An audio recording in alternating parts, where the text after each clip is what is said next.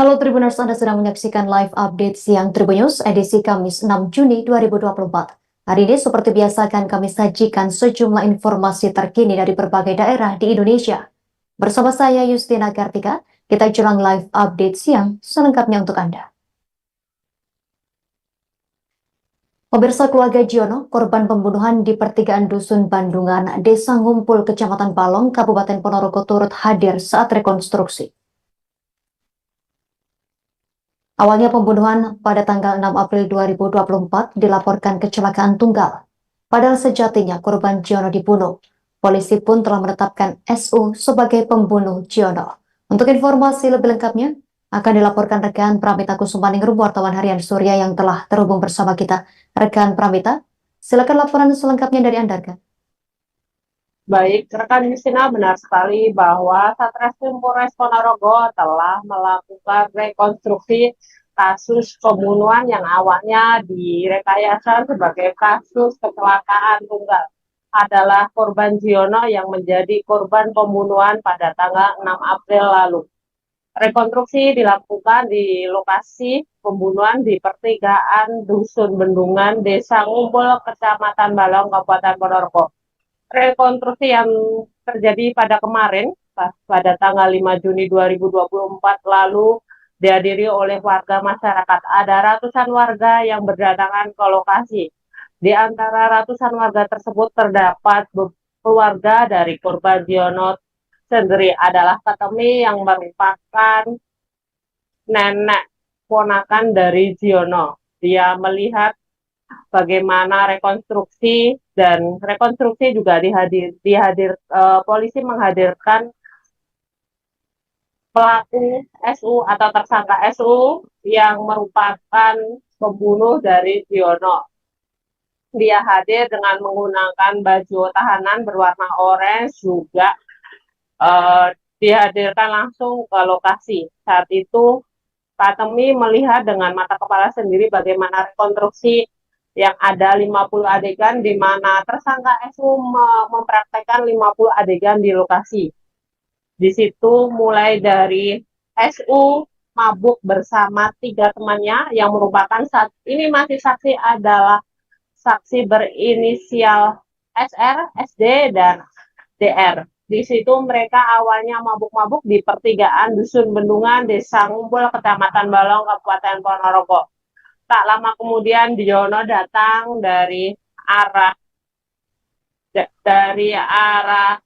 selatan. Di sana Jiono kemudian berhenti di tempat mabuk-mabukan 4 orang tersebut, yang di situ ada SU dan 3 saksi lainnya.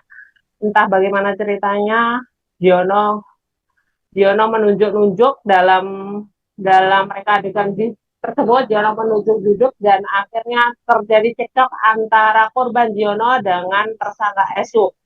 Mereka setelah cekcok terjadi perkelahian antara korban Jiono dan SU, dan akhirnya terjadi perkelahian dan nyawa Jiono meninggal dunia.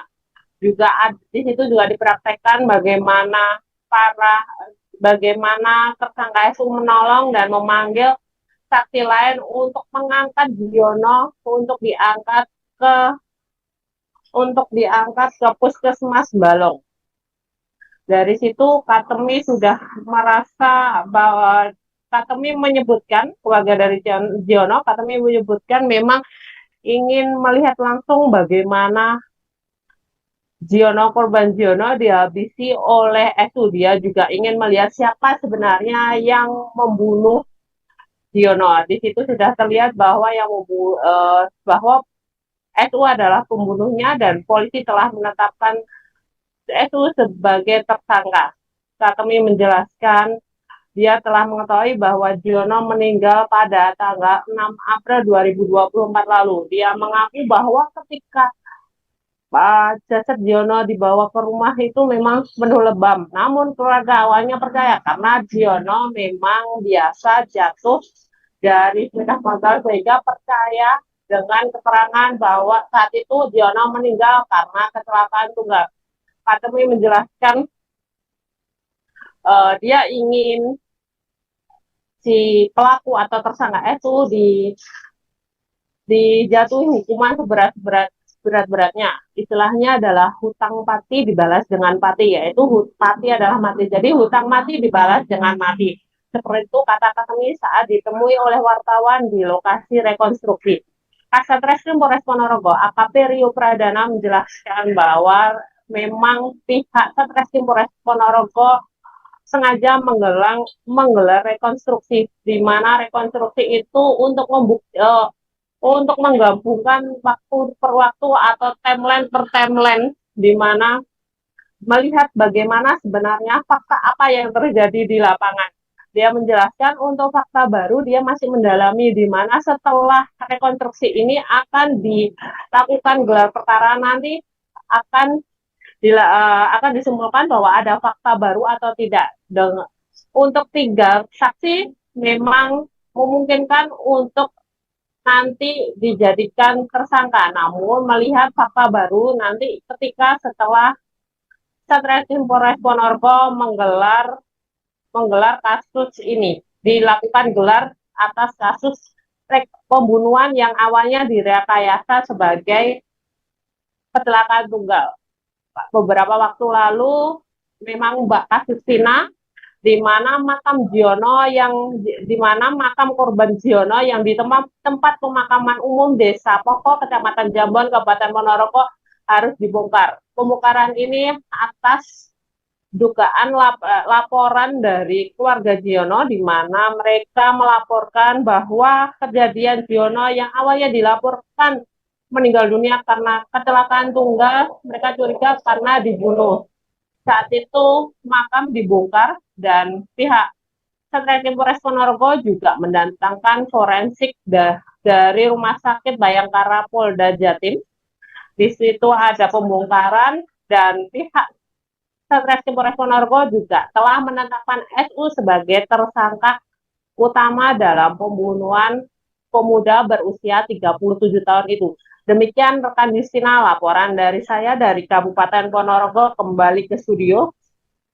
Baik rekan Pramita Kusumaningrum, terima kasih atas laporan dan update dari Anda. Selamat bertugas kembali rekan. Kami tampilkan wawancara wartawan kami bersama Kasat Reskrim Polres Ponorogo AKP Rio Pradana. Satreskrim Polres Ponorogo mengadakan kegiatan rekonstruksi terkait pembunuhan yang direkayasa lalu lintas kapan hari yang di Balong. Untuk hari ini kita sengaja melakukan rekonstruksi karena ingin melihat timeline terkait waktu kejadian, siapa yang terlibat, dan bahkan bisa mungkin saksi-saksi yang pertama kita masih belum tahu, karena hari ini kita masih akan gelarkan. Dari hasil rekonstruksi tersebut kita akan gelarkan, kemudian kita akan tentukan keputusan kita hasil gelar nanti waktu rilis minggu depan. Berapa sih kan? 50-an. Ada temuan baru kan dalam rekonstruksi ini dan Fakta baru kemungkinan masih pasti ada, karena kita harus menunggu hasil gelar. Karena bukan hanya saya. ketiga saksi ada jeratan hukum lain kan? Karena menghilangkan barang bukti atau Nanti kita akan gelarkan terlebih dahulu. Kita dalami fakta-fakta baru yang di sini. Polres Sumeneb menangkap dan langsung menetapkan jadi tersangka oknum guru SD Negeri Kebun Agung yang diduga melakukan pencabulan pada siswinya pada Rabu 5 Juni 2024. Oknum guru cabul yang dilaporkan oleh wali murid korban tersebut diketahui bernama ST, asal Desa Kebun Agung, Kecamatan Kota Sumeneb. Untuk informasi lebih lengkapnya terkait berita ini, akan dilaporkan rekan Ali Syahbana, wartawan Tribun Madura untuk Anda. Rekan Ali, silakan laporan selengkapnya. Baik, Justina dari Sumeneb melaporkan Polres Sumeneb menangkap oknum guru cabul di wilayah Kebun Agung, Kabupaten Sumeneb, yang saat ini statusnya resmi jadi tersangka. Oknum guru tersebut berinisial ST, warga atau berasal dari Desa Kebun Agung atau Kelurahan Kebun Agung, Kecamatan Kota, Kabupaten Sumeneb.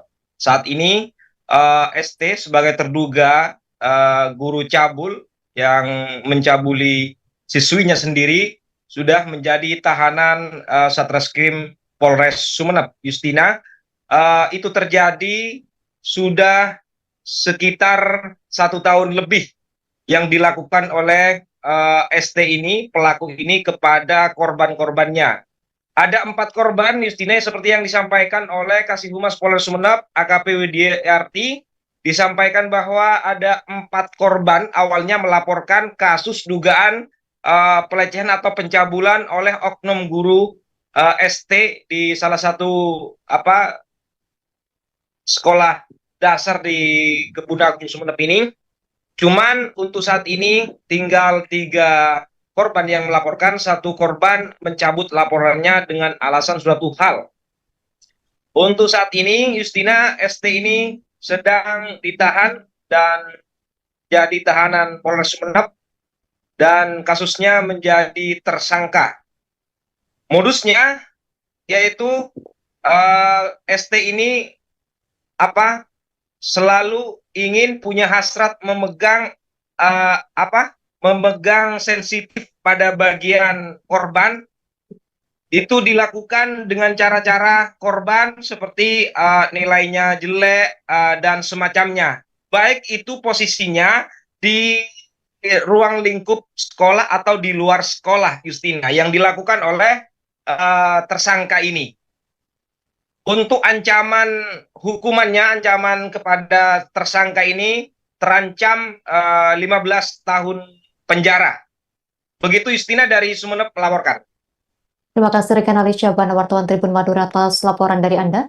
Selamat bertugas kembali. Kami tampilkan wawancara langsung wartawan kami bersama Kasih Humas Polres Sumeneb, AKP Widiarti. Bahwa memang benar Satreskrim Polres Sumeneb menerima pelaporan terkait pencabulan seorang guru SDN Kebun Agung, dan laporan tersebut sudah kita tindak lanjuti berdasarkan LP tanggal 20 Mei 2024. Dan untuk pelaporan yaitu sebanyak 3 orang, yang awalnya 4 orang, 1 melakukan pencabutan karena sesuatu hal. Akhirnya untuk LP ada 3 orang, 3 LP. Jadi ini kita tindak lanjuti semua, sehingga kasus pencabulan ini kita sudah melakukan pemeriksaan terhadap saksi maupun terduga pelaku, dan hari ini pelaku sudah ditetapkan sebagai tersangka. Untuk pelaku pada awalnya untuk penangkapannya, yaitu pelaku diundang pada hari Senin kemarin tidak hadir karena ada halangan. Jadi keesokan harinya hadir dengan didampingi kuasa hukumnya. Unjuk rasa dari Gerakan Aksi Mahasiswa Geram di kantor Bupati Pulau Morotai, Maluku Utara berakhir ricuh pada Rabu 5 Juni 2024. Kericuhan dipicu ketika masa aksi diadang anggota Satpol PP saat mencoba menerobos ke kantor Bupati untuk bertemu PJ Bupati Pulau Morotai Purnawan. Ketika masa aksi kembali memaksa masuk ke dalam kantor Bupati untuk bertemu PJ Bupati, langsung diadang Satpol PP. Untuk informasi lebih lengkapnya terkait berita ini, kita telah terhubung bersama rekan Fizri Nurdin, wartawan Tribun Ternate, yang akan melaporkannya untuk Anda. Rekan Fizri Nurdin, silakan laporan Anda, rekan. Oke, rekan Justina, dapat kami laporkan di Kabupaten Pulau Morotai, Provinsi Maluku Utara, bahwasanya pada Rabu kemarin, di mana mahasiswa Universitas Pasifik Morotai mengatasnamakan Gerakan Aksi Mahasiswa melaksanakan demonstrasi di depan kantor Bupati Kabupaten Pulau Morotai. Dalam aksi itu ada sekitar 17 tuntutan yang kemudian disampaikan, di mana kurang lebih sejam di aksi itu berlangsung, dan pihak keamanan dalam hal ini Satpol PP mengizinkan para pendemo ini untuk bertatap muka dengan PJ Bupati Kabupaten Pulau Morotai Pak Purnawan. Hanya saja pada saat menuju ke halaman di dalam kantor, tepatnya pintu utama kantor Bupati, awalnya aksi berjalan lancar. Pendemo yang sebelumnya dari 4 pintu itu pihak keamanan pun mengizinkan, namun ketika pendemo kembali memaksa masuk di kantor Bupati untuk bertemu dengan PJ Bupati, langsung dihadang oleh pihak Satpol PP. Kedua belah pihak pun mulai adu mulut. Bahkan mereka pun melakukan koordinasi, namun tidak digerakkan oleh pihak keamanan, bahkan para pendemo ini, sehingga terjadi dorong-menorong, sehingga terjadi kerusuhan. Bahkan masa aksi pun lebih geram atau lebih marah ketika salah satu masa aksi terjatuh diduga kuat karena dipukul oleh salah satu oknum Satpol PP, dan mereka pun saat ini sudah membuat laporan di kantor polisi Polres Pulau Morotai. Mungkin itu yang dapat kami laporkan rekan Istina. Baik rekan Fizri Nurdin, wartawan Tribun Ternate, terima kasih atas informasi dari Anda. Selamat bertugas kembali. Pemirsa, 3 orang ditetapkan sebagai tersangka atas dugaan korupsi dalam proses tukar guling atau reslike aset swap sekitar 17 hektar tanah kas desa atau TKD di Desa Kolor, Kecamatan Kota Sumeneb, Kabupaten Sumeneb, Jatim. Para tersangka itu berinisial HS 67 tahun, Dirut PT SMIP MR 71 tahun, mantan Kades, dan tersangka MH 76 tahun, pensiunan PNS kantor BPN Kabupaten Sumeneb. Untuk informasi lebih lengkapnya akan dilaporkan rekan Luhur Pambudi, wartawan Tribun Jatim untuk Anda. Rekan Luhur Pambudi, silakan laporan selengkapnya. Oke, baik Justina. Jadi 3 orang tersangka telah ditetapkan sebagai tersangka atas dugaan korupsi dalam proses tukar guling atau reslike atau aset swap sekitar 17 hektar tanah kas desa di Desa Kolor, Kecamatan Kota Sumeneb, Kabupaten Sumeneb, Provinsi Jawa Timur. Para tersangka itu berinisial HS 67 tahun selaku Dirut PT SMIP, kemudian tersangka MR 71 tahun mantan Kades, dan tersangka MH 76 tahun pensiunan PNS kantor BPN Kabupaten Sumeneb. Cuma tersangka S yang masih memungkinkan dilakukan penahanan di rutan Dittakti Mapolda Jatim, sedangkan 2 orang tersangka lainnya yakni tersangka MH dan MR tidak dilakukan penahanan oleh pihak kepolisian karena atas dasar kemanusiaan menimbang faktor medis kesehatan dari para tersangka yang tidak memungkinkan. Guru Kasubdit 3 Tipikor Ditreskrimsus Polda Jawa Timur AKBP Edi Harganto, praktik lancung yang dilakukan oleh 3 tersangka itu sudah berlangsung sejak tahun 1997. Mereka melakukan proses tukar guling reslike terhadap 3 aset tanah TKD di 3 lokasi desa Kabupaten Sumeneb, yakni di Desa Kolor, Kecamatan Kota Sumeneb, kemudian Desa Cabia, Kecamatan Talango, dan Desa Talango, Kecamatan Talango. Jadi menerangkan tersangka HS melakukan tukar guling 3 aset tanah TKD tersebut menggunakan sebuah dokumen aset tanah yang seolah-olah asli padahal palsu. Dalam proses pembuatan berkas dokumen palsu tersebut, tersangka HS dibantu oleh tersangka MH, kala itu pejabat saat itu masih menjabat sebagai PNS di kantor BPN Kabupaten Sumeneb, namun kini telah pensiun. Melalui kewenangannya sebagai petugas kasih ukur kantor BPN kala itu, tersangka MH membuat dokumen berkas tanah yang bakal digunakan oleh tersangka HS sebagai objek untuk ditukar guling. Proses pembuatan berkas tersebut dibuat secara asal-asalan, yakni tersangka MH tidak pernah memeriksa secara langsung atau datang ke lokasi untuk melakukan mekanisme detail pengukuran luas tanah yang akan dijadikan objek tukar guling. Selain itu, status tanah yang disebutkan oleh tersangka HS yang dianggap sebagai objek pengganti untuk tukar guling ternyata merupakan milik warga yang tidak pernah merasa menjual tanah tersebut. Saat diselidiki pihak kepolisian, ternyata dari akta jual beli tanah tersebut tidak terregistrasi, artinya memang mekanisme jual beli dari warga tersebut pada pihak tersangka pertama tidak pernah ada, dan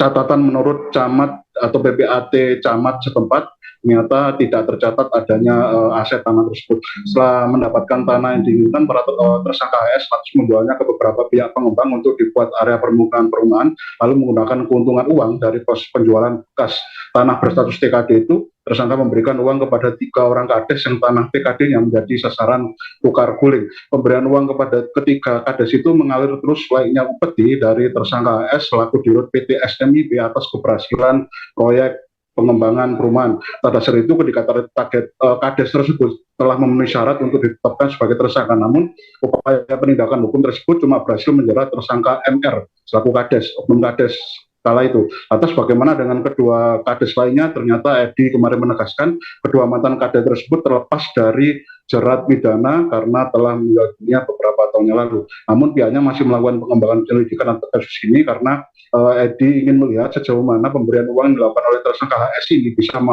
mengalir ke pejabat kades terbaru setelahnya, manakala memang didapati adanya aliran dana ke pihak pejabat kades yang sedang menjabat atau mantan kades sebelumnya yang tentunya masih hidup, maka Edi menegaskan pihaknya tak segan bakal menjerat mereka sebagai tersangka susulan atas kasus tersebut. Mengenai perbuatan tersangka MH yang kala itu bertugas sebagai PNS kantor BPN Sumeneb, Edi menerangkan bahwa tersangka MH kala itu menyalahgunakan kewenangan jabatannya sebagai juru ukur tanah dengan membuat dokumen akta tanah tanpa melihat atau melakukan pengukuran secara langsung di lokasi. Tersangka MH sejatinya tidak melakukan praktik lancur tersebut sendirian. Ada beberapa teman sesama pegawai yang turut melancarkan perbuatan tersebut, namun lantaran pihak-pihak lain yang membantu tersangka MH ini sudah meninggal dunia, akhirnya cuma sosok MH saja yang menyandang status sebagai tersangka untuk bertanggung jawab atas perkara kasus ini. Perbuatan para tersangka ini menimbulkan kerugian negara sekitar 114,4 miliar atau luas tanah sekitar tanah TKD sekitar kalau dijumlahkan ada sekitar 17 hektar, dan itu didasarkan pada perhitungan pihak BPK Provinsi Jawa Timur. Dan bahkan pihak penyidik menurut Edi kemarin juga tidak menampik pihaknya juga akan memperlakukan konstruksi hukum tindak pidana pencucian uang di samping konstruksi hukum tindak pidana korupsi terhadap perbuatan para tersangka. Hal itu dibuktikan dengan adanya mekanisme penyitaan terhadap sejumlah aset benda bergerak dan tidak berkendak milik para tersangka. Demikian reportase kami, Justina, kembali ke studio. Terima kasih rekan Nur Pambudi, wartawan Tribun Jatim. Selamat bertugas kembali. Kami tampilkan wawancara langsung wartawan kami bersama Kasubdit 3 Tipikor di Treskrim Suspolda Jatim, AKBP Edi Herwianto.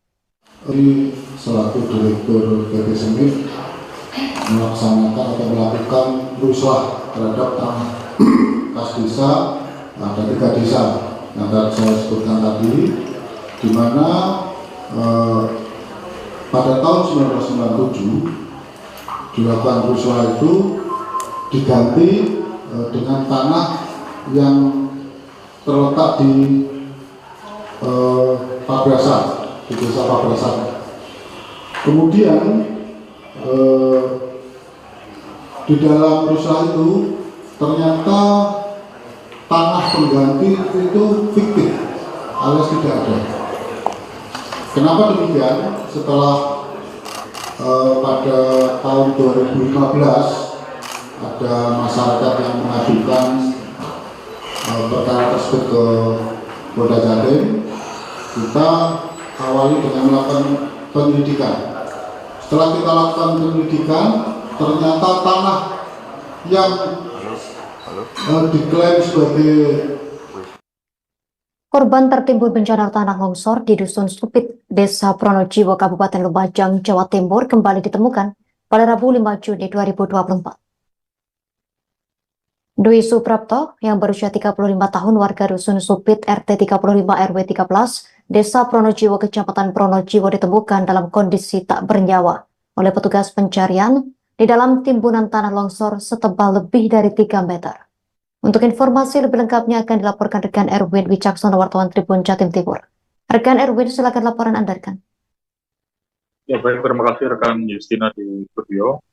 Ya, update untuk pencarian korban pada insiden tanah longsor yang berada di area pertambangan pasir di Dusun Supit, Desa Pronojiwo, Kecamatan Pronojiwo, Kabupaten Lumajang. Saat ini praktis sudah 2 orang ditemukan dalam kondisi tewas atau meninggal dunia, yakni Nadi dan juga seorang warga bernama Dwi yang terakhir ditemukan kemarin pada hari Rabu sekira pukul 2 siang setelah melalui dari berbagai proses pencarian dari tim pencarian yang ada.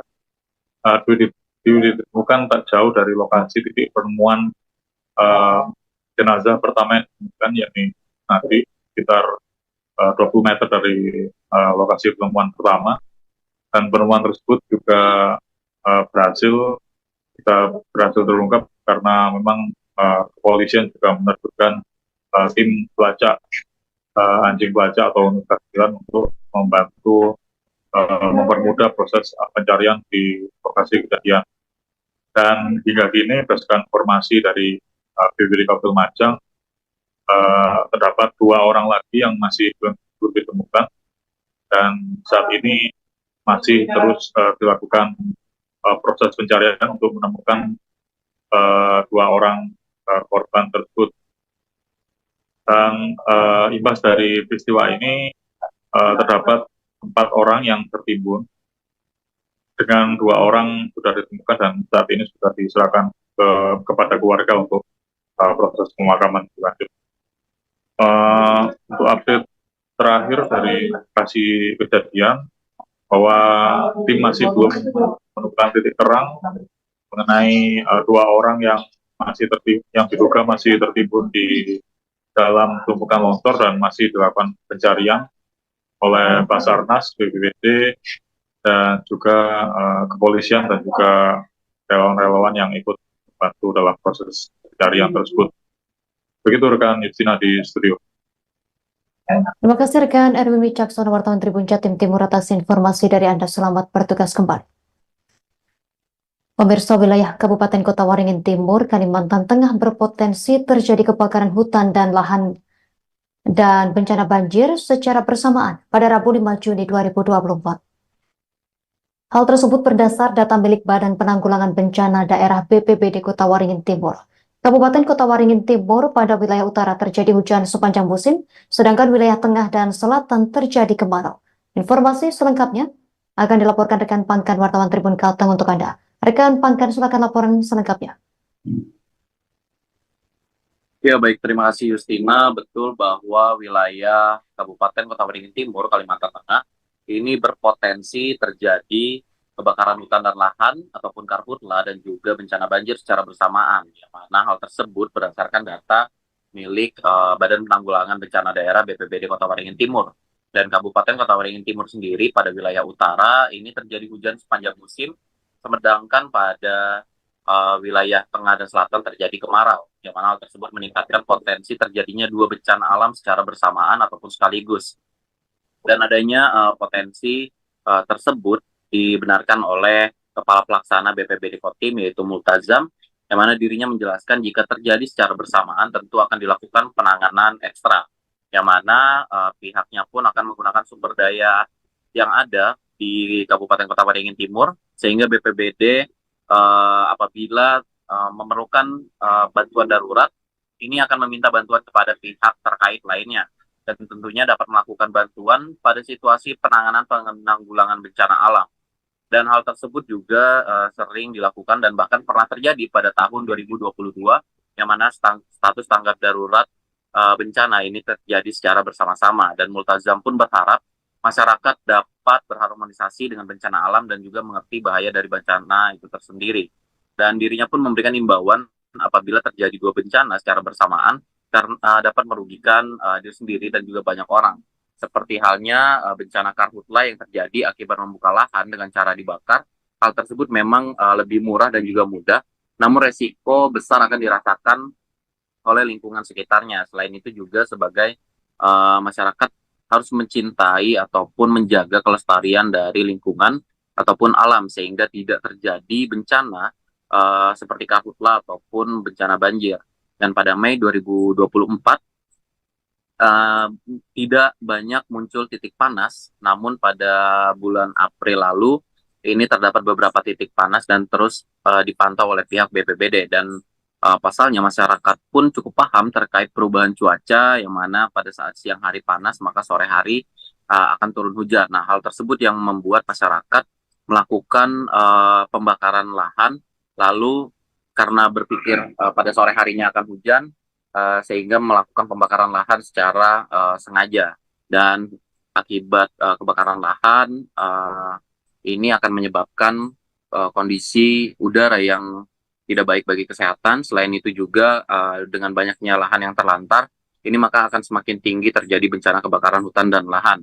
Dan terjadinya bencana, dua bencana secara bersamaan, ini jika saat turun hujan ini akan terjadi banjir di kawasan Kota Waringin Timur, dan saat musim kemarau akan terjadi karhutla. Dan Kepala Pelaksana pun mengatakan bahwa pihaknya tetap berkoordinasi dan juga menghimpun informasi terkait adanya bencana yang terjadi di Kabupaten Kota Waringin Timur, karena bencana tidak pernah memberi kabar apabila hendak terjadi. Berikut Justina yang dapat saya sampaikan dari Kota Waringin Timur. Kembali ke studio.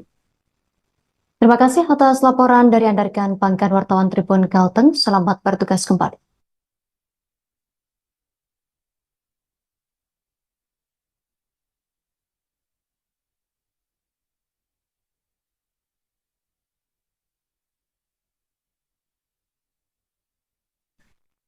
Minyak goreng bersubsidi merek Minyak Kita mengalami kelangkaan di Kalimantan Utara Kaltara sejak beberapa hari terakhir. Salah satunya di Tanjung Selor Bulungan, ibu kota Provinsi Kaltara. Beberapa warga mengaku kesulitan mendapat minyak goreng kemasan yang harga terjangkau ini. Untuk informasi lebih lengkapnya kita telah terhubung bersama rekan Edi Nugroho, wartawan Tribun Kaltara, yang akan melaporkannya untuk Anda. Rekan Edi Nugroho, silakan laporan selengkapnya, rekan. Terima kasih, Justina. Minyak goreng bersubsidi, produksi salah satu BUMN di Indonesia, mengalami kelangkaan di sejumlah wilayah di Provinsi Kalimantan Utara. Salah satunya di Tanjung Selor, ibu kota Provinsi Kalimantan Utara. Dalam sekitar hampir 1 bulan ini, minyak goreng bersubsidi tersebut mengalami kelangkaan.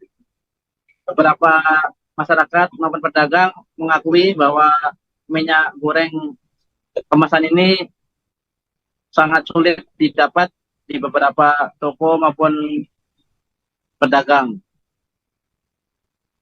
Kepala Dinas Perindustrian dan Perdagangan Kalimantan Utara, Hasriani Hadi Kepermati, membenarkan adanya kelangkaan minyak goreng merek Minyak Kita. Menurut Hasriani, kelangkaan karena kan dari distributor belum mendapatkan stok dari Pulau Jawa, karena rata-rata minyak goreng merek Minyak Kita ini disuplai dari Pulau Jawa. Belum diketahui secara pasti penyebab sulitnya distribusi minyak goreng merek Minyak Kita ke Kalimantan Utara.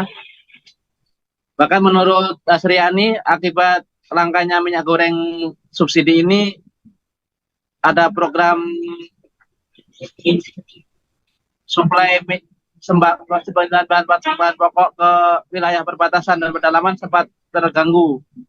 Karena salah satunya komoditinya yaitu minyak goreng masih sulit dicari. Dalam kesempatan ini juga Asriani menyampaikan bahwa dalam waktu dekat akan ada kenaikan harga minyak goreng subsidi merek Minyak Kita ini dari semula seharga 14.000 per liter di wilayah Kaltara akan naik menjadi 15.000 per liternya. Demikian Justina, kami melaporkan dari Kalimantan Utara. Terima kasih rekan Edi Nugroho, wartawan Tribun Kaltara. Selamat bertugas kembali. Pemirsa, kita ke informasi selanjutnya. Seorang perempuan berinisial MS diamankan Satuan Reserse Kriminal Satreskrim Polres Sambas atas dugaan tindak pidana penipuan atau penggelapan uang pada Kamis 6 Juni 2024. Modus MS melakukan penipuan dengan menjual lelang arisan yang ia kelola dengan iming-iming keuntungan 3 juta hingga 7 juta rupiah. Selengkapnya akan dilaporkan rekan Imam Maksum, wartawan Tribun Pontianak untuk Anda. Rekan Imam, silakan laporan Anda, rekan. Baik, terima kasih rekan Justina. Tribuners, dimanapun Anda berada, Satuan Reserse Kriminal Polres Sambas telah menangkap seorang wanita berinisial MS yang diduga telah melakukan tindak pidana penipuan atau penggelapan uang dengan modus lelang arisan. Tidak tanggung-tanggung, korban yang diduga telah ditipu oleh MS ini berjumlah hingga 21 orang. Kerugian para korban ini bahkan ditaksir mencapai 880 juta rupiah. MS ini ditangkap oleh Satuan Reserse Kriminal atau Satreskrim Polres Sambas pada Rabu 5 Juni 2024 dan saat ini sedang dilakukan pemeriksaan intensif terhadap terduga pelaku. Salah satu korban adalah M, warga Sambas, yang melaporkan bahwa berawal pada bulan Maret hingga Mei ini 2024 mengikuti lelang arisan. Namun MS ini tidak membayar mendapatkan uang arisan sebagaimana yang telah dijanjikan kepada M. Nah, berdasarkan keterangan Kasat Reskrim Polres Sambas, bahwa pelapor ini telah membeli 3 buah arisan dari MS dengan total Rp 25 juta dan dijanjikan akan mendapat uang sebesar 45 juta. Namun, apa yang dijanjikan oleh MS ini tidak dibayarkan kepada korban M atau pelapor. Lalu dengan begitu saja MS ini menghilang tanpa diketahui keberadaannya kemana. Nah, lalu pada 31 Mei 2024, M, korban ini, membuat laporan ke Satreskrim Polres Sambas atas dugaan penipuan atau penggelapan uang. Lebih lanjut, Kasat Reskrim Polres Sambas, AKP Rahmat, menjelaskan bahwa menindak laporan tersebut, Satreskrim kemudian mengamankan terduga pelaku pada 5 Juni 2024 dan dibawa ke Polres Sambas untuk dilakukan pemeriksaan. Dia mengungkapkan penyidik Satreskrim Polres Sambas sedang melakukan pemeriksaan terhadap pelaku dari laporan yang diterima oleh polisi bahwa kerugian korban ini mencapai 880 juta rupiah dan laporannya juga korban ini berasal dari berbagai daerah, diantaranya adalah Pontianak, Jakarta, dan juga hingga Makassar, karena modus arisan ini dilakukan secara online. Selain itu, pelaku MS ini terancam melanggar pasal 378 tentang penipuan. Nah, untuk lebih lanjut memang polisi sedang melakukan pemeriksaan seperti apa perkembangannya.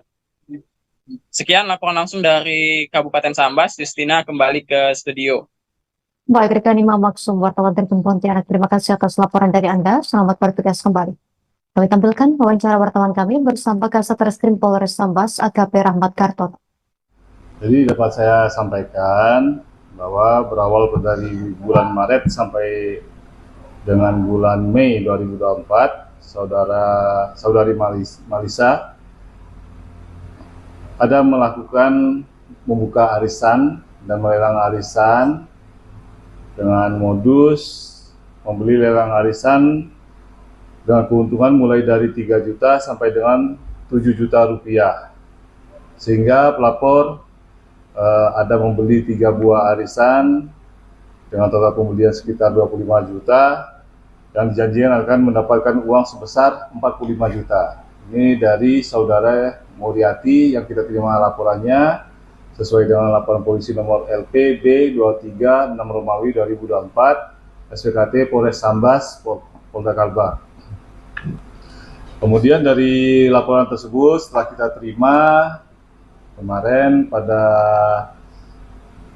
tanggal 5 Juni 2024 terhadap saudara Melisa ada menyerahkan diri ke Polda Kalbar dan kita lakukan penjemputan dan Dinas Ketahanan Pangan, Pertanian, dan Perikanan DKP 3 Kota Banjarmasin melakukan pemeriksaan hewan kurban di rumah pemotongan hewan RPH Basiri pada Rabu 5 Juni 2024. Pemeriksaan ini dilakukan agar hewan kurban nanti pada Hari Raya Idul Adha 1445 Hijriah sehat dan layak konsumsi.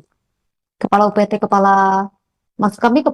RPH Basiri, Dr. Hewan Anang Dwi Jatmiko membeberkan menjelang Hari Raya Idul Adha sudah ada masuk 159 ekor. Untuk informasi lebih lengkapnya akan dilaporkan rekan Eka Pertiwi, wartawan Banjarmasin Pos. Rekan Eka, silakan laporan selengkapnya. Ya, terima kasih Justina.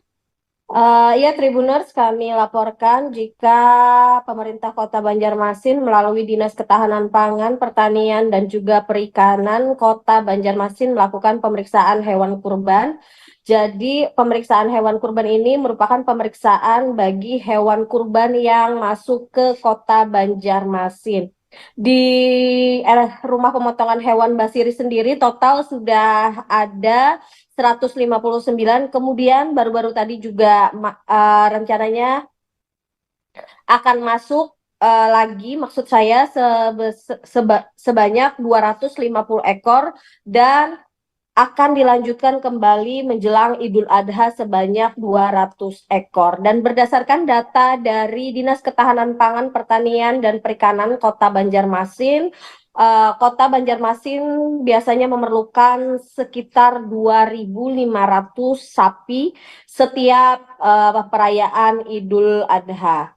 Dan berdasarkan keterangan dari Kepala UPT Rumah Pemotongan Hewan Basiri, Dr. Anang Dwijatmiko juga menyebutkan kalau pemeriksaan ini dilakukan untuk memeriksa beberapa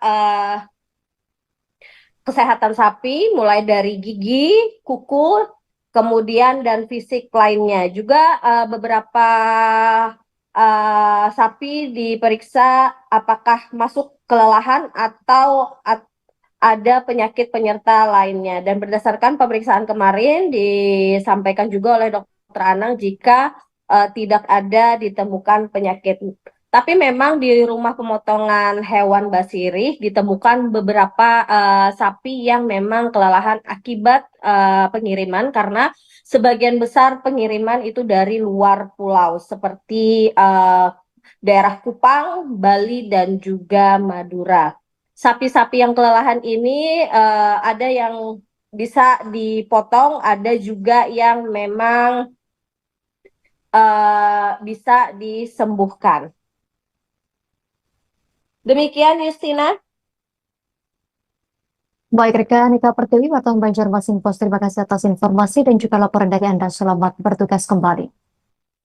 Informasi selanjutnya, Tribuners. Ratusan warga memadati pasar murah yang digelar di Tribun Lapangan Ahmad Kirang, Kelurahan Binanga, Kecamatan Mamuju, Kabupaten Mamuju, Sulawesi Barat. Menurut pantauan tribunsulbar.com pada Kamis 6 Juni 2024, terlihat desak-desakan warga tak dapat dihindari. Nampak warga yang datang antre berebut kupon pasar murah di meja panitia. Mereka bahkan saling berdempetan dan saling dorong demi membeli kebutuhan pokok yang murah. Untuk informasi lebih lengkapnya terkait suasana ini, akan dilaporkan rekan Abdul Rahman, wartawan Tribun Sulbar untuk Anda. Rekan Abdul Rahman, silakan laporan Anda, rekan. Ya, baik rekan Justina di studio dan pemirsa Tribuners dimanapun Anda berada.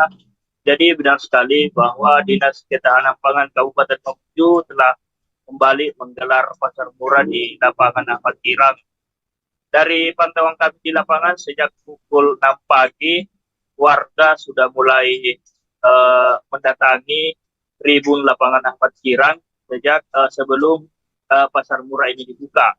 Dari pantauan kami juga di lapangan, warga berdesakan mengantri untuk mendapatkan kupon belanja pasar murah ini, di mana panitia telah menyediakan 2 titik lokasi antri di sebelah selatan tribun dan di sebelah utara tribun yang juga terlihat dipadati oleh warga, di mana kami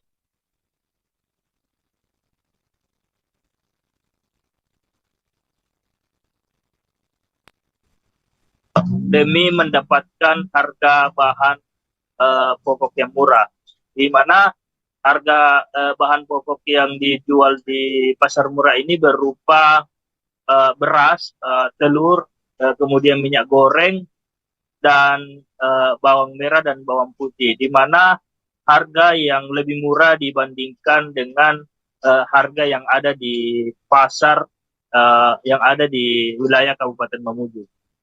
Menurut pihak Dinas Ketapang juga pasar murah ini digencar dilaksanakan di momen menjelang hari Idul Adha, selain untuk membantu ekonomi masyarakat untuk menjangkau membeli komoditas pangan murah, juga bertujuan untuk menekan angka inflasi di wilayah Kabupaten Mamuju.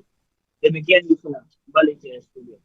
Terima kasih rekan Abdul Rahman, wartawan Tribun Sulbar. Selamat bertugas kembali.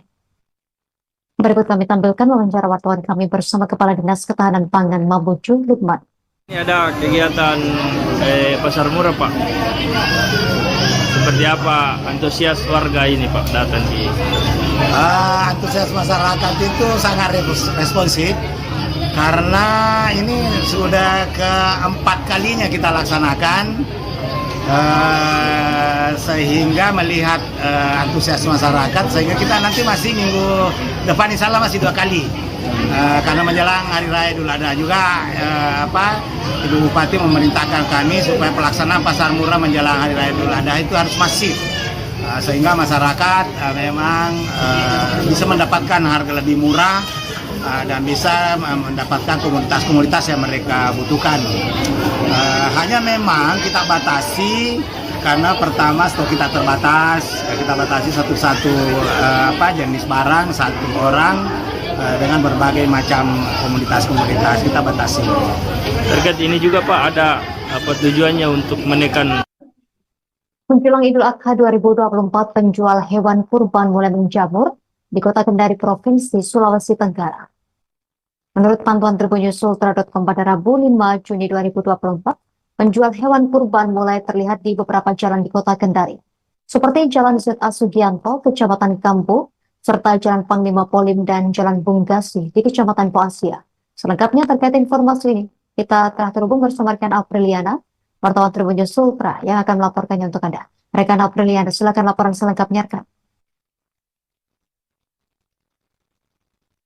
Ya, baik rekan Yustina dan juga Tribuners, menjelang Hari Raya Idul Adha 2024, penjual hewan kurban mulai menjamur di Kota Kendari, Provinsi Sulawesi Tenggara. Dari pantauan tribunnews.ultra.com pada Rabu 5 Juni 2024, penjualan hewan kurban mulai terlihat di beberapa jalan di Kota Kendari, seperti di Jalan Z.A. Sugianto, Kecamatan Kambu, kemudian di Jalan Panglima Polim, Kecamatan Andanowu, dan juga di Jalan Bugasi, Kecamatan Poasia. Salah seorang penjual hewan kurban khusus kambing, Ismail, mengatakan saat ini jumlah kambing yang dia sediakan sebanyak 22 ekor. Dari total 22 ekor tersebut, Ismail menyediakan kambing baik untuk kurban, akikah maupun acara pelepasan. Dia mengucapkan, mendekati waktu kurban nanti sekira 50 ekor kambing tambahan bakal masuk ke kandangnya.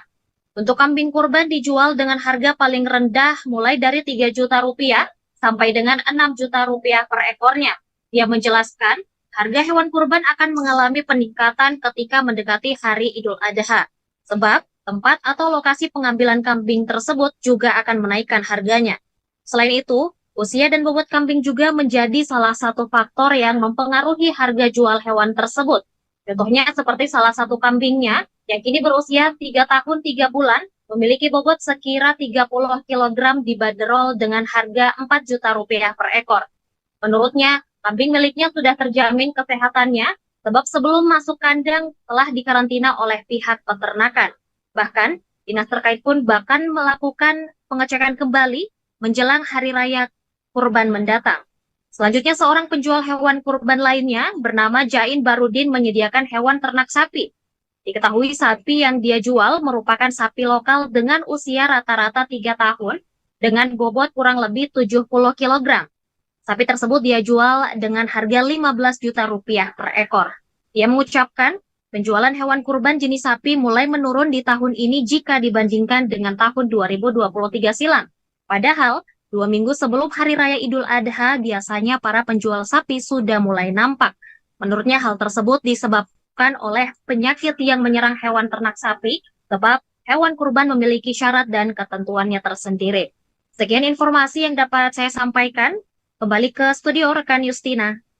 Terima kasih rekan Apriliana, wartawan Tribun News Ultra atas informasi dari Anda. Selamat bertugas kembali. Kami tampilkan wawancara langsung wartawan kami bersama penjual hewan kurban Ismail untuk Anda. Berapa total semua kita punya kambing ini, Pak? Totalnya sekarang ada sekitar 20 ekor lebih, 22 lah. 20 ekor, 22, dan itu akan masih... Iya, masih nanti mau masuk lagi ada sekitar 50 ekor lagi. Karena sudah mendekati tuh. Iya, Idul Kurban. Ya. Kalau untuk harga ini, Pak, berapa? Harganya macam-macam, dari harga 2,5, ada yang 3 juta, ada yang 3,5 juta, 4 juta, sampai bahkan ada yang nanti yang masuk nanti ada yang harga 6 juta. 6 juta. Itu yang pengaruhi harganya apa? Karena di pengambilan lokasi juga sudah mahal juga, jadi otomatis isinya nanti kita jualkan agak tinggi juga. Oh, oke. Iya. Kalau untuk kambing kurban dia harganya berapa? Harganya dia 3 juta ke atas ya kalau kurban. 3 juta ke atas paling sih? standar 3 juta dia. Paling standar 3 juta. Juga. Umur sama ini dia dengan bobotnya berapa? Bobotnya ya. Kalau yang kita punya sekarang ini umur berapa? Ada yang paling besar sekarang ini yang umur 3 tahun.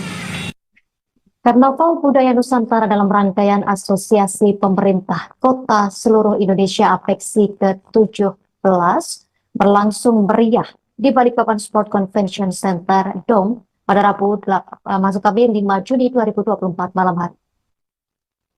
Ribuan warga dan peserta dari 98 kota di Indonesia dengan antusias memadati kawasan Jalan Ruhi Rahayu Balikpapan sambil berjalan kaki dari pertigaan Taman 3 Generasi, kemudian hingga kembali ke finish di halaman gedung BSCC Dome.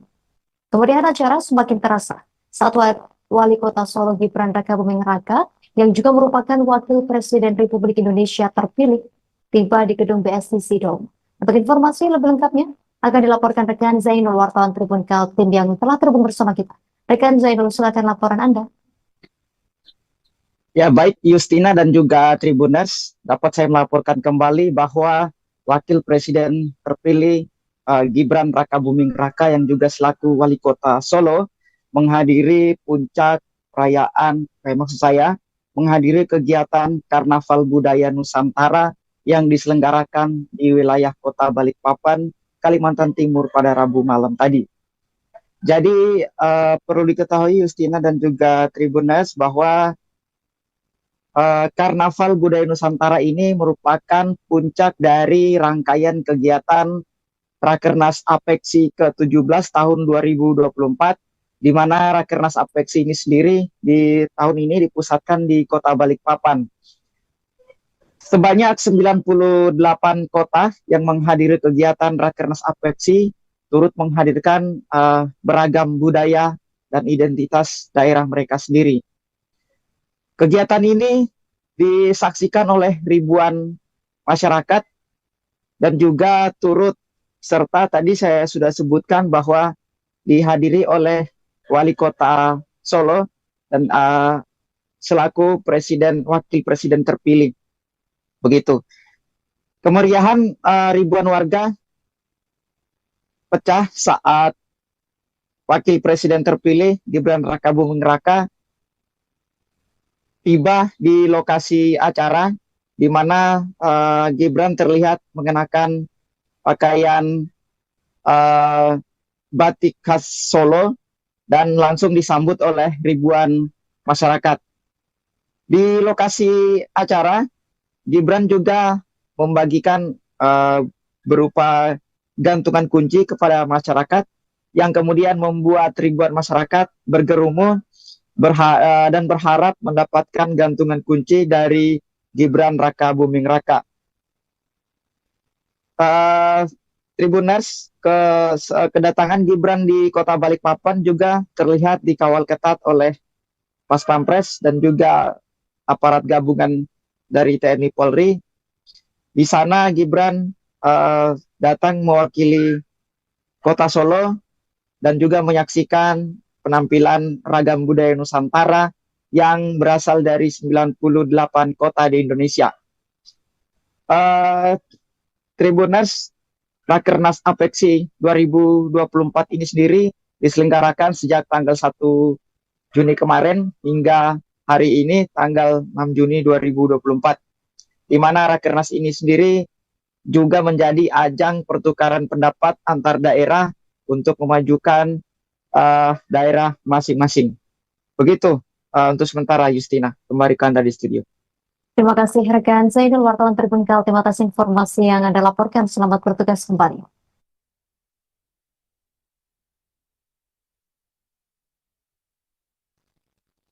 (15) finalis Putri Otonomi Indonesia POI antusias mengikuti replantasi terumbu karang di Pantai Mutiara, Desa Tasikmadu, Kecamatan Watulimo, Kabupaten Trenggalek pada Rabu 5 Juni 2024. Dalam acara bertajuk Mutiara Underwater Festival and Conservation atau MAVCON tersebut, mereka menambatkan langsung bibit terumbu karang ke biorefleks yang telah mereka donasikan untuk kelestarian ekosistem laut Pantai Mutiara. Untuk informasi lebih lengkapnya akan dilaporkan rekan Sofian Arif Chandra untuk Anda. Rekan Sofian, silakan laporan Anda langsung. Ya, terima kasih rekan Justina. Selamat siang Tribuners. Sekali dalam rangkaian hari ulang tahun Asosiasi Pemerintah Kabupaten Seluruh Indonesia atau APKASI yang ke-24, ini 15 finalis Putri Otonomi Indonesia mengikuti karantina menuju Grand Final Putri Otonomi Indonesia di Kabupaten Trenggalek. Dan salah satu rangkaian dari karantina ini adalah mengikuti replantasi terumbu karang yang dipusatkan di Pantai Mutiara, Desa Tasikmadu, Kecamatan Watulimo, Kabupaten Trenggalek pada Rabu 5 Juni 2024 kemarin. Dalam acara bertajuk Mutiara Underwater Festival and Conservation atau yang disingkat dengan MOVE-ON, 15 finalis Putri Otonomi Indonesia tersebut langsung menambatkan atau menempelkan bibit terumbu karang ke biorefleks Cinta yang merupakan susunan dari batok-batok kelapa yang sudah disusun sedemikian rupa, yang ini merupakan donasi dari 15 finalis Putri Otonomi Indonesia tersebut untuk kelestarian ekosistem laut di Pantai Mutiara. Biorefleks tersebut yang telah ditempeli bibit terumbu karang dibawa ke tengah laut atau ke tengah Teluk Perigi, lalu ditenggelamkan dengan harapan bibit-bibit terumbu karang tersebut bisa terus berkembang dan akan menjadi rumah bagi ikan-ikan karang atau ikan kecil di Teluk Perigi. Dinamakan biorefleks Cinta karena beton yang berguna sebagai pemberat agar biorefleks tersebut tidak terbawa arus laut ini berbentuk simbol cinta. Salah seorang finalis Putri Indonesia dari Kabupaten Empat Lawang, Provinsi Sumatera Selatan, bernama Sela Septiana, mengaku senang sekali dengan acara MOVE-ON ini karena merupakan menjadi pertama kalinya pengalaman untuk menanam terumbu karang. Dan sebagai kawula muda, ia cukup mengapresiasi atas acara ini karena ikut menjaga kelestarian laut yang merupakan salah satu lokasi yang ia favoritkan ketika berlibur. Finalis lain dari Kabupaten Jember bernama Devi Wafawafik juga mengaku baru pertama kali menanam terumbu karang yang ini berguna untuk menjaga ekosistem laut. Menurutnya, siapa saja boleh menikmati keindahan laut, tapi jangan sampai merusak dan justru harus merawatnya, salah satunya dengan menjaga terumbu karang. Begitu juga finalis POI dari Kabupaten Klaten, Provinsi Jawa Tengah, bernama Rafaela, juga memuji keindahan Pantai Mutiara. Ia tidak menyangka ada pantai seluas itu, bersih dan juga asri di tengah Pulau Jawa yang cukup padat, dan menurutnya adalah hal yang luar biasa bisa menjaga garis pantai tetap bersih dari sampah-sampah, terutama sampah rumah tangga. Penanaman bibit terumbu karang ini juga merupakan wujud nyata Pemkab Trenggalek dalam mewujudkan net zero emission atau NZE tahun 2045. Sebanyak 200 biorefleks tersebut ditenggelamkan di Teluk Perigi dalam peringatan Hari Lingkungan Hidup Sedunia yang diperingati setiap tanggal 5 Juni 2024. Bupati Trenggalek Muhammad Nur Arifin hadir langsung didampingi Ketua TPPK Kabupaten Trenggalek Novita Hardini yang juga ikut menempelkan bibit karang ke biorefleks ditemani 15 finalis Putri Otonomi Indonesia. Menurut Mas Ipin, sahabat anak Bupati Trenggalek, replantasi terumbu karang tersebut merupakan salah satu cara untuk mengantisipasi ancaman krisis iklim ekstrim maksud kami yang semakin parah dari tahun ke tahun. Kalau dulu dia mengatakan perjuangan adalah melawan penjajah, tapi saat ini krisis iklim ini mengakibatkan bencana alam dan krisis pangan dunia serta perebutan sumber energi yang akhirnya memicu peperangan. Dia berharap replantasi karang ini merupakan aksi kecil yang bisa untuk mencegah krisis iklim tersebut. Replantas sekarang ini juga sudah dilakukan beberapa tahun terakhir, baik oleh masyarakat sekitar Teluk Perigi maupun dari instansi lainnya. Salah satunya adalah dari Universitas Islam Negeri Sunan Ampel Surabaya yang menggunakan penanaman bibit karang menggunakan model laba-laba dan model meja atau transek, dan juga fish apartemen dari pemerintah Provinsi Jawa Timur. Dan saat ini menurut Mas Pipin perkembangannya juga sudah luar biasa dari video underwater atau bawah laut yang telah diambil oleh beberapa penyelam profesional. Sudah muncul anemon-anemon, ikan-ikan badut dan ikan karang lainnya yang diharapkan ini juga bisa mendatangkan ikan besar, sehingga para nelayan tidak perlu jauh-jauh lagi ke tengah laut atau ke tengah samudera bahkan untuk mencari ikan-ikan tersebut. Diceritakan Mas Ipin, Teluk Perigi ini dulunya sangat asri, apalagi untuk terumbu karang, namun dalam 10 tahun belakangan merupakan korban dari bombing dan putas untuk penangkapan lobster dan ikan hias yang diperjualbelikan. Selain itu adanya bleaching atau pemutihan terumbu karang karena suhu bumi naik dan panas laut ikut meninggi. Pasir putih yang ada di Pantai Mutiara juga terjadi karena serpihan karang yang mati terbawa oleh arus laut hingga ke daratan atau ke pantai. Dengan penanaman bibit karang tersebut diharapkan bisa mengembalikan ekosistem laut dan juga mengoptimalkan penyerapan karbon yang nantinya bisa dikonversikan menjadi pendapatan daerah dari daerah sebagai potensi blue carbon. Selain itu, Taman Bawah Laut Teluk Perigi yang diberi nama Taman Laut Karangtresno menurut Mas Ipin juga punya potensi wisata yang besar yang diminati oleh wisatawan lokal maupun mancanegara. Mas Ipin berharap 15 finalis Putri Otonomi Indonesia yang ikut replantasi terumbu karang ini bisa menjadi duta pariwisata yang mengutamakan kepentingan ekologi di masing-masing daerahnya. Diharapkan 15 finalis Putri Indonesia ini terus mengkampanyekan wisata yang regeneratif atau regeneratif tourism, bukannya destruktif tourism, karena pariwisata kabupaten harus didasari dengan kesadaran ekologi yang tinggi. Begitu rekan Justina yang dapat dilaporkan dari Kabupaten Trenggalek, kembali ke studio. Terima kasih rekan Sofian Arif Chandra, wartawan Tribun Mataraman. Selamat bertugas kembali. Pemirsa, kami tampilkan sejumlah wawancara yang telah dihimpun wartawan kami untuk Anda. Pesannya senang sekali bisa hadir di sini, ikut menanam terumbu karang, baru tahu ada model terumbu karang laba-laba, dan mari sama-sama ayo kita sukseskan blue economy untuk Indonesia Emas 2045. Mbak, kalau kesannya terkait Pantai Mutiara seperti apa? Pantai Mutiara ternyata indah sekali, saya nggak nyangka di Trenggalek ada pantai seindah ini ya. Di Jawa Timur sangat luas pastinya. Iya, benar-benar, dan juga masih asri, itu yang paling penting di tengah Pulau Jawa seperti dikatakan Bapak Bupati tadi, di tengah Pulau Jawa yang sangat sudah banyak penduduknya sekali dengan penduduk yang cukup banyak, tapi bisa menjaga lautnya tetap bersih dan tetap. Mbak, bisa dijelaskan mungkin terkait pesan dan kesannya mengikuti kegiatan MOVE ini, Mbak?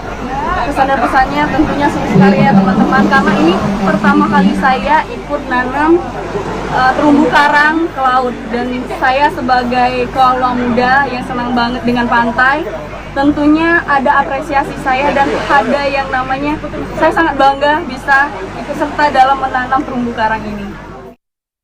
Putri Otonomi yang juga luar biasa. Jadi hari ini Pantai Mutiara komplit, dan saya tadi mengajak cita-cita kemerdekaan. Kalau dulu kita mempertahankan nyawa dengan memperjuangkan kemerdekaan, berperang, tapi sekarang banyak yang kehilangan nyawa karena krisis iklim parah yang mengakibatkan bencana alam, kemudian krisis pangan, dan juga perebutan sumber energi yang akhirnya memicu perang dan juga wabah. Jadi aksi kecil yang kita lakukan semoga nanti bisa menyelamatkan dunia dan juga Indonesia dari ancaman krisis iklim yang makin ekstrim dari hari ke hari.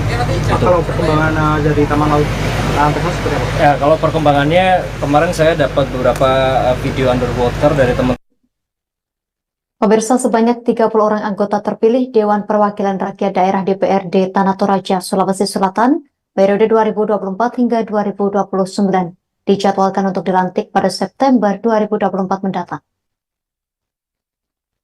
Menjelang pelantikan, anggota terpilih DPRD Tanah Toraja akan mendapatkan 1 buah pin emas sekira 5 gram. Untuk informasi lebih lengkapnya, akan dilaporkan rekan Muhammad Rifki, wartawan Tribun Toraja untuk Anda. Rekan Muhammad Rifki, silakan laporan selengkapnya dari Anda, kan? Ya, baik.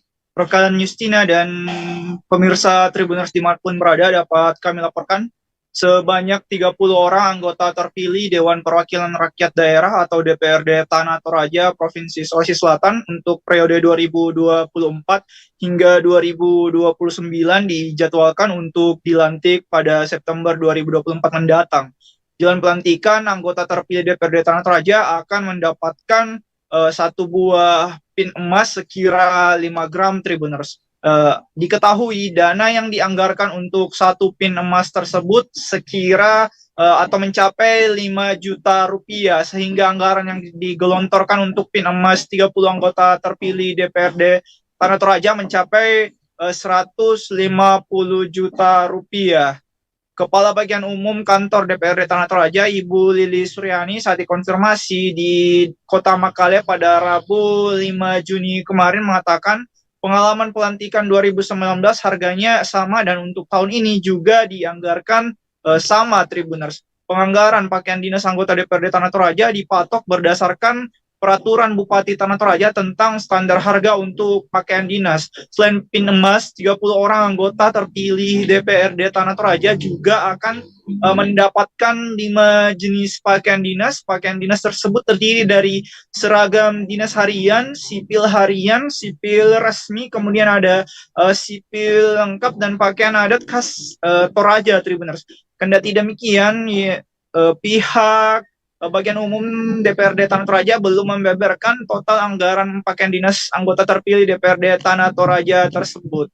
Lili Suryani mengatakan karena anggaran pelantikan dan anggaran pakaian dinas itu berbeda dan saat ini yang jelas baru anggaran pelantikan. Adapun untuk anggaran pelantikan mencakup hal-hal mulai belanja alat kegiatan kantor serta bahan cetak, belanja makanan dan minuman rapat, kemudian ada honorarium, lalu belanja sewa tenda, kursi, dan meja, lalu belanja sewa peralatan studio audio, dan belanja sewa peralatan studio video dan film.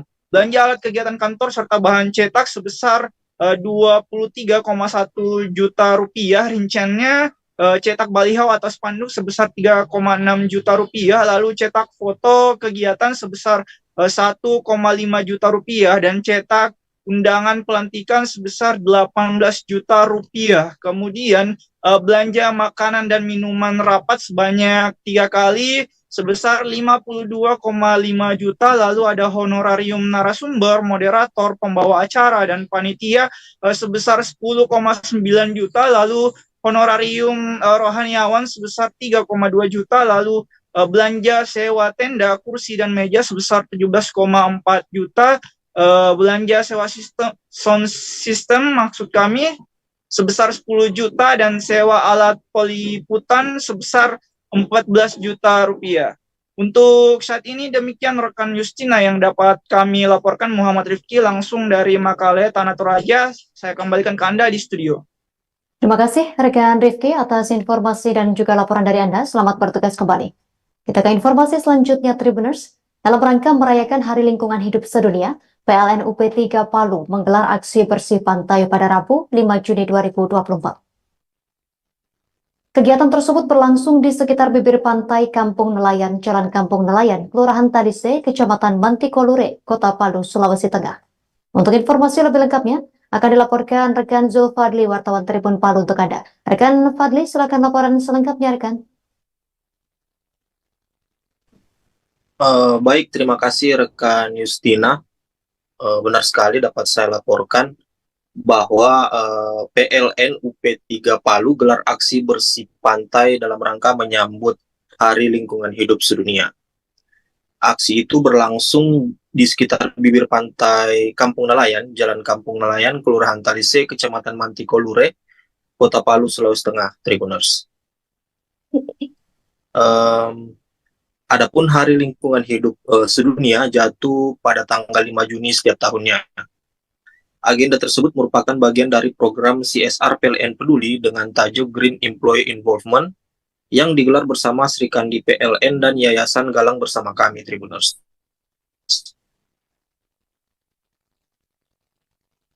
mengawali kegiatan peserta terlebih dahulu sebelum melaksanakan pembersihan bibir pantai. Pantauan kami, seluruh peserta pada kegiatan tersebut mengumpulkan sampah hingga ke sela-sela batu besar atau yang sering disebut dengan batu gajah yang berada di pinggir pantai Kampung Layan. Pada kesempatan itu, seluruh karyawan dari PLN UP3 Palu bersama personil Korem 132 Tadulako kompak bersama membersihkan sampah. Selain itu, dalam momen tersebut juga digelar penyerahan secara simbolis alat pengolah sampah dari PLN UID Sulutenggo kepada Dinas Lingkungan Hidup Kota Palu. Di area tersebut juga telah disiapkan 2 unit mobil pengangkut sampah dari Dinas Lingkungan Hidup Kota Palu. Diketahui kegiatan itu dihadiri oleh perwakilan Korem 132 Tadulako yakni Kolonel Zainal Arifin, manajer PLN UP3 Palu Yanwar, dan Kepala Dinas Lingkungan Hidup Kota Palu yakni Muhammad Arif Lemakarate Tribuners. Sementara itu dalam wawancaranya Kepala Dinas Lingkungan Hidup Kota Palu menghimbau kepada masyarakat agar senantiasa menjaga lingkungan agar terhindar dari sampah dan tetap terjaga agar bisa dinikmati oleh generasi selanjutnya.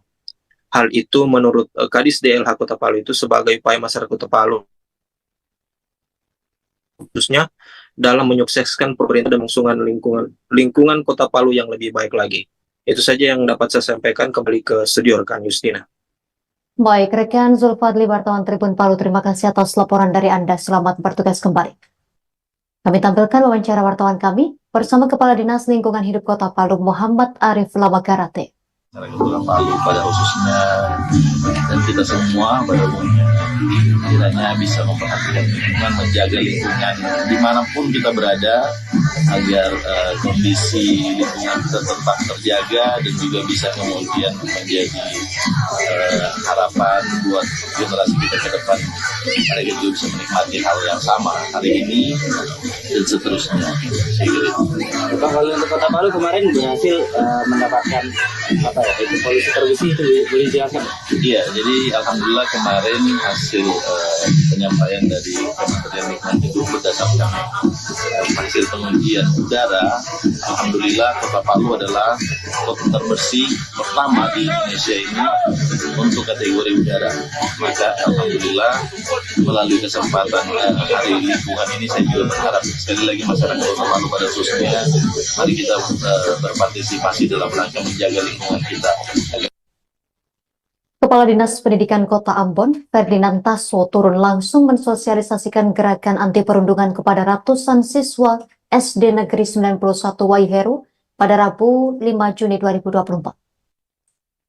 Di hadapan para siswa, Tasso menjelaskan tindakan perundungan tidak boleh terjadi terlebih dalam lingkungan sekolah. Untuk informasi lebih lengkapnya, kita telah terhubung bersama rekan Maula Belu, wartawan Tribun Ambon yang akan melaporkannya untuk Anda. Rekan Maula, silakan laporan selengkapnya dari Anda, rekan.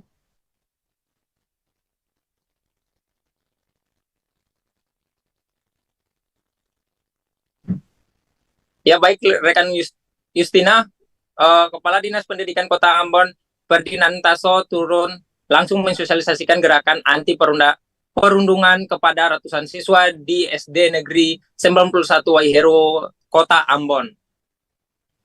Di hadapan para siswa, Tasso menjelaskan tindakan perundangan tidak boleh terjadi terlebih dalam lingkungan sekolah. Dia pun mengajarkan cara mengantisipasi perundangan hingga tindakan yang harus diambil ketika siswa mendapatkan aksi tidak terpuji itu.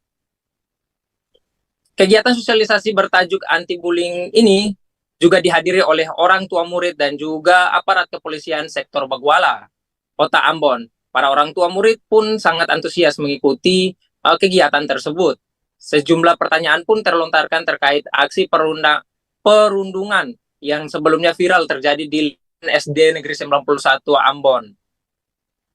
Diketahui sosialisasi anti-bullying itu digelar pasca kasus perundungan yang dilakukan oknum siswa SD Negeri 91 Ambon terhadap adik kelasnya pada Selasa 28 Juni 28 Mei 2024.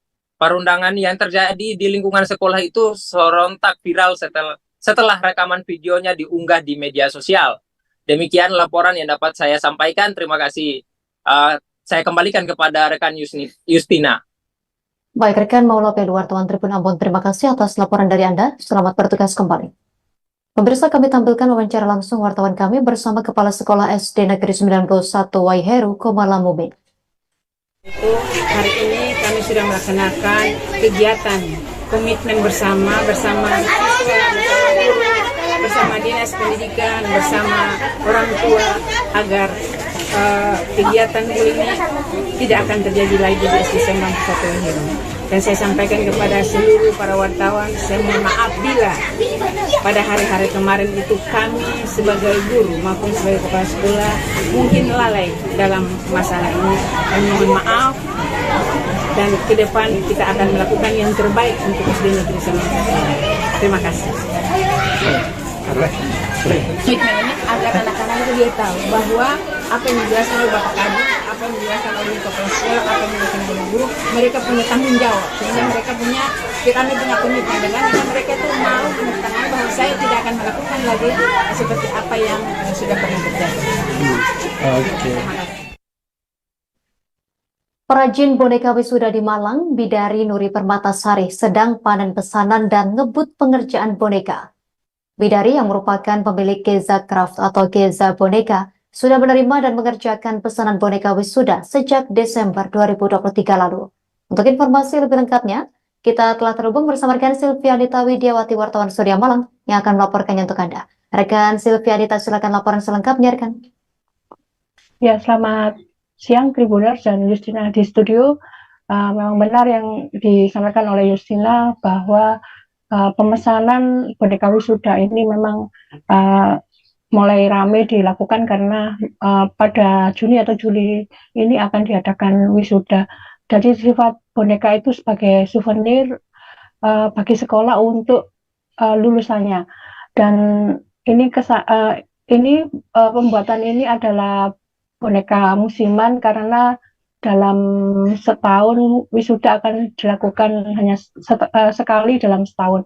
Dan Bidari mengaku untuk pemesanan yang dari luar Kota Malang, terutama dari daerah-daerah seperti di Kalimantan, NTT atau Yogyakarta itu sudah dipesan sebelum tahun 2024 atau pada Desember 2023 sudah dilakukan pembuatannya. Dan untuk yang pemesanan di Kota Malang baru dikerjakan pada Mei karena pada Juni nanti akan ada wisuda. Dia membuat boneka itu untuk sesuai dengan pesanan yang oleh sekolah dan umumnya memiliki ketinggian ada yang 15 sampai 20 cm dan itu ketinggian boneka dan kerumitannya itu juga mempengaruhi dari harganya. Rata-rata yang banyak dipesan memang ukuran 15 cm. Dan keunikan dari boneka ini adalah terbuat dari flanel. Ia memulai usahanya sejak 2017 dan tidak langsung menjadi seperti sekarang, tapi ada proses waktunya di mana dia akhirnya menemukan bagaimana bonekanya itu menjadi hidup, terlihat hidup sehingga ketika dilihat itu menjadi menarik. Dan proses itu juga agak lama karena ia sempat vakum karena pada awalnya boneka yang diinginkan wajahnya tidak seperti yang ia harapkan. Akhirnya dia sempat break dan kemudian melakukan pembuatan boneka lagi. Ternyata ketika disampaikan di media sosial ternyata ada yang mulai melakukan pemesanan dan sampai tahun ini masih mengalir untuk pemesanan pada boneka wisuda. Untuk pembuatan bonekanya biasanya ia membuat badan boneka dulu, setelah itu baru dijahit untuk pemasangan tangannya dan baju-bajunya.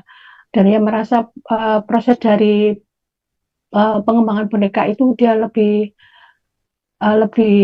berkembang lagi karena Jika dulu tangan boneka hanya berdiri tegak, namun sekarang juga bisa ditekuk dengan membawa bunga atau sesuai dengan pesanan dari customer.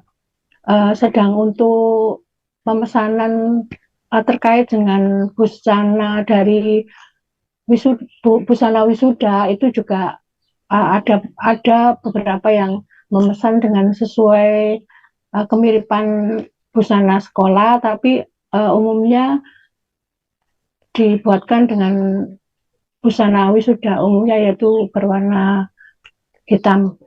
Dan untuk pembuatan boneka ini ia tidak mengalami kesulitan terkait bahan dasarnya yaitu kain flanel, karena di Kota Malang cukup banyak dan dia memilih bahan flanel yang berkualitas dan tebal. Semua proses pembuatannya itu dilakukan secara manual atau menjahit tangan, sehingga perlu waktu untuk pembuatan tiap boneka karena dikerjakan satu persatu. Demikian Yusina, laporan saya dari Malang. Terima kasih rekan Sylvia Dita Widiawati, wartawan Surya Malang, atas informasi dari Anda. Selamat bertugas kembali rekan. Kami tampilkan wawancara langsung wartawan kami bersama perajin boneka wisuda di Malang, Bidari Nuri Permatasari untuk Anda. Jadi waktu itu kan banyak wisuda langsung pakai piala gitu kan. Terus kayaknya lebih bagus kalau terutama dulu itu kan saya guru TK, jadinya kayak lebih bagus kalau itu boneka-boneka lucu gitu.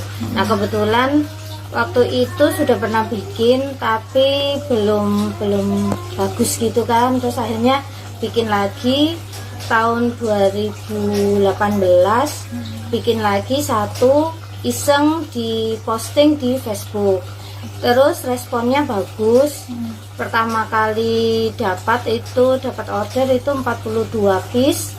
Setelah itu lanjutnya 2 minggu kemudian ada 100 piece, terus lanjut sampai banyak gitu.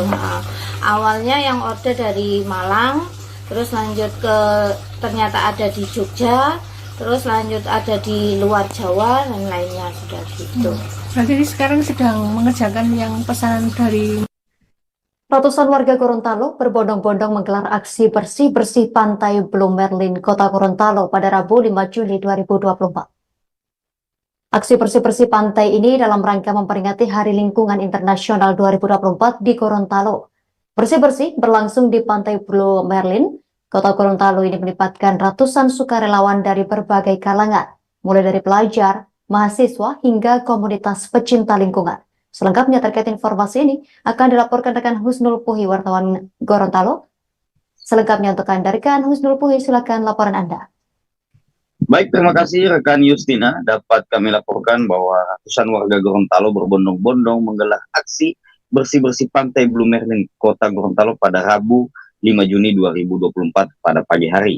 Aksi bersih-bersih pantai ini dalam rangka memperingati Hari Lingkungan Internasional 2024 di Gorontalo. Bersih-bersih berlangsung di pantai Blue Merlin, Kota Gorontalo ini melibatkan ratusan sukarelawan dari berbagai kalangan, mulai dari pelajar, mahasiswa, hingga komunitas pecinta lingkungan.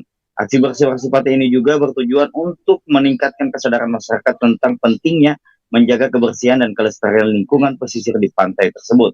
Kegiatan ini diinisiasi oleh PLN Nusantara Power bekerjasama dengan pemerintah daerah di Gorontalo dan dimulai sejak pada pukul 7 pagi waktu Indonesia Tengah, yang diawali dengan seremonial yang dibuka langsung oleh PJ Gubernur Gorontalo Rudi Salahuddin. Rudi menyampaikan rasa terima kasihnya sekaligus rasa kebanggaannya terhadap suksesnya bersih-bersih lingkungan itu. Apresiasi juga disampaikan kepada PLN Nusantara Power selaku pihak yang menginisiasi acara yang memberikan dampak positif terhadap masyarakat dan juga lingkungan di Gorontalo ini.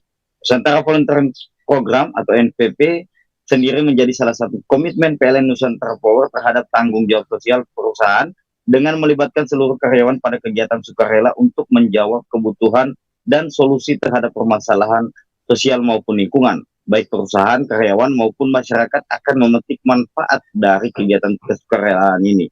Direktur Utama PLN Nusantara Power, Ruli Firmansyah, menyampaikan komitmen perusahaan untuk mendorong pelestarian lingkungan khususnya di area unit pembangkit PLN NPE beroperasi. kawasan Blue Merlin itu melibatkan lebih dari 1.000 masyarakat kota Gorontalo. Aksi tersebut di dalamnya terdapat pengumpulan sampah, pemilahan sampah, penimbangan sampah yang dalam hal ini langsung dihitung, serta stand pameran barang jadi hasil pengelolaan sampah. Sekadar informasi, peringatan Hari Lingkungan Hidup Sedunia diselenggarakan tiap 5 Juni setiap tahunnya. Peringatan ini dimulai ketika Majelis Umum PBB tahun 1972 menetapkan 5 Juni sebagai Hari Lingkungan Hidup Sedunia pada saat konferensi Stockholm. Acara ini merupakan salah satu program NVP yang diselenggarakan di 33 daerah sekitar unit pembangkit PLN NP di penjuru Nusantara. Berbagai instansi turut terlibat dalam upaya pelestarian lingkungan ini yang dilaksanakan sepanjang bulan Juni 2024 dengan proyeksi pengumpulan sampah mencapai 19,8 ton. Demikian rekan Yustina yang dapat kami laporkan, kembali ke studio. Terima kasih rekan Husnul Puhi, wartawan Tribun Gorontalo atas laporan dari Anda. Selamat bertugas kembali. Kami tampilkan wawancara wartawan kami bersama PJ Gubernur Gorontalo Rudi Salahuddin dan pihak PLN Nusantara Power karyawan AJI. Sudah seperti apa penanganan sampah dan perhatian terhadap lingkungan?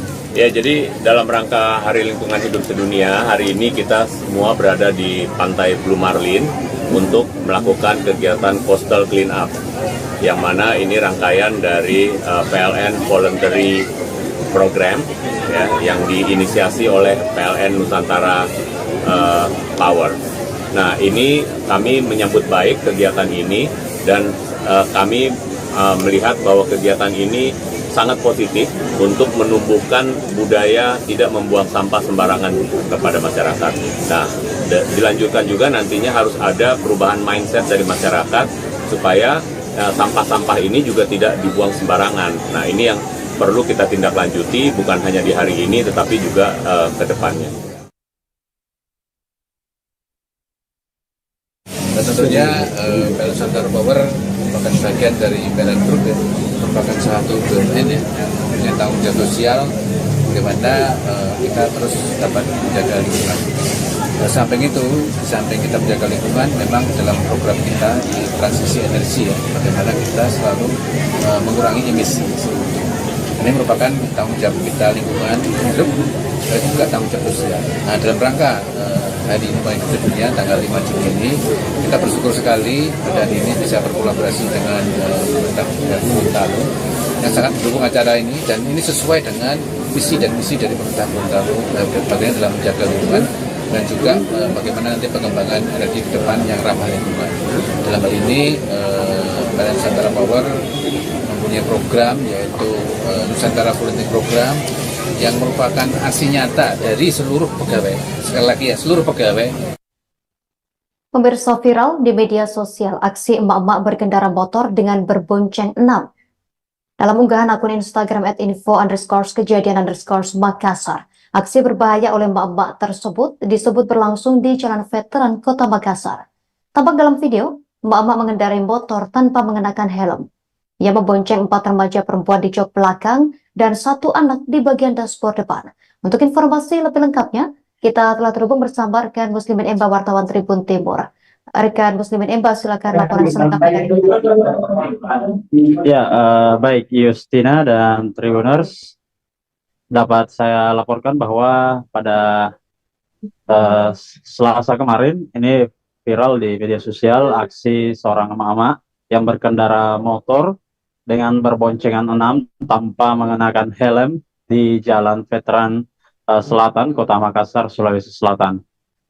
Aksi perempuan atau emak-emak ini viral lantaran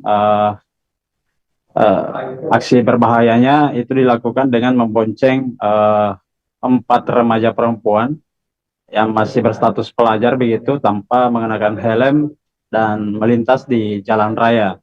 Pihak kepolisian telah mengetahui info viral ini dan melakukan penyelidikan, namun setelah dicek untuk nomor plat kendaraan motor yang bersangkutan itu tidak terdaftar di Samsat dan Regiden, dan diduga motor atau plat motor yang digunakan ini adalah plat palsu begitu. Meski demikian, Kasat Lantas Polres Tabes Makassar, Kompol Mamat Rahmat, mengatakan pihaknya tetap melakukan penyelidikan atau mencari emak-emak yang viral tersebut untuk dilakukan penindakan sesuai dengan aturan undang-undang lalu lintas. Pihaknya juga menghimbau warga Makassar atau yang berkendara di jalan raya untuk tetap tertib berlalu lintas dengan mengendarai motor tidak berboncengan lebih dari 2 serta mengenakan helm sesuai dengan standar operasional saat berkendara. Justina.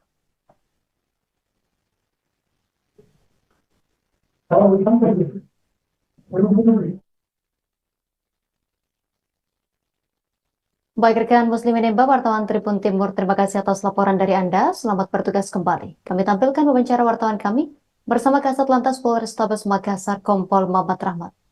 Baik, jadi itu atas laporan warga dan kemudian rekan-rekan juga mengirimkan video di Instagram.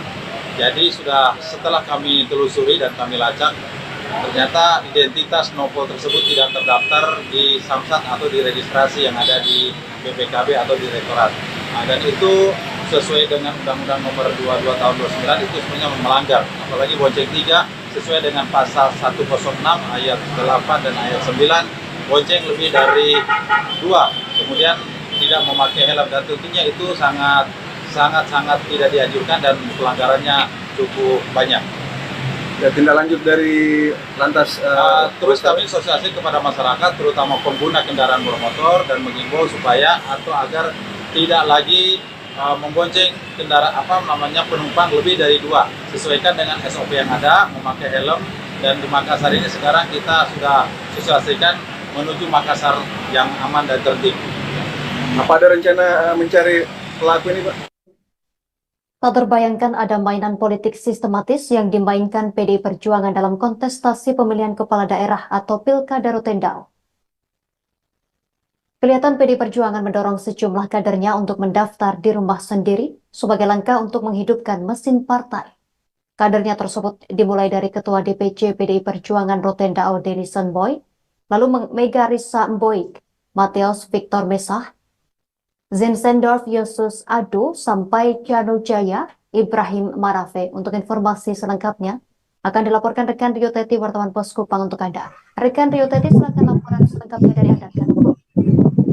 Baik rekan Justina dan Tribuners di mana saja Anda berada, bahwa sebagaimana yang disampaikan Partai PDI Perjuangan Rotendao dalam kontestasi pilkada kali ini memainkan strategi yang cukup terbilang sistematis. Terbukti bahwa Partai PDI Perjuangan sendiri mendorong sejumlah kadernya untuk mendaftar di partai sendiri sebagai langkah untuk menghidupkan mesin partai Tribuners.